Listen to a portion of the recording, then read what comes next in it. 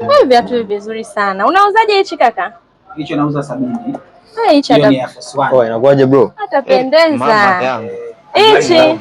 Kama dawa fresh bwana. Mambo. Karibu kaka. Mzima. Mzima. Nipo ngoni pa mazungumzo kidogo na mteja mwenzangu. Unajua si wateja. Inakuaje sister? Fresh. Kama kawaida. Unakaa mtaa wa nyuma hapa eh? Nina shida na namba yako.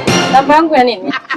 Nina shida na namba yako. Mimi Yaani umetoka ulikotoka kuja kununua vitu au kuja kutafuta namba za wanawake watu? Yaani nilikuwa na lengo la kutafuta vitu. Ila sasa nilipokuona nikaona nina shida yangu nimalizie hapa. Saidia namba yako sasa. Wewe jamani wewe mtoto wewe. Si mtoto 2007 nikikuangalia mimi na wewe tunaenda. Wewe nipatie hiyo namba.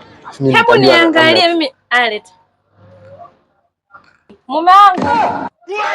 Mume wangu. Mtu. Hebu njoo. Sasa kama una mume si unaona sema mume nasema bwana. Vipi? Umepata pia? Anaomba nani? Anaomba namba yangu. Siwaelewi. Wewe mbona unacheka? Siwaelewi. Wewe dogo. Kwa hiyo unasema eti anajifanya bubu. Mimi mwenyewe namshangaa. Wewe. Sasa sikia mama. Shika hizi. Shika hizi. Hawa watoto hawa. Oya, sikiliza wewe. Hawa watu sisi ndo tunajua jinsi ya kudili. Wewe. Hiyo mimi na wapi huko?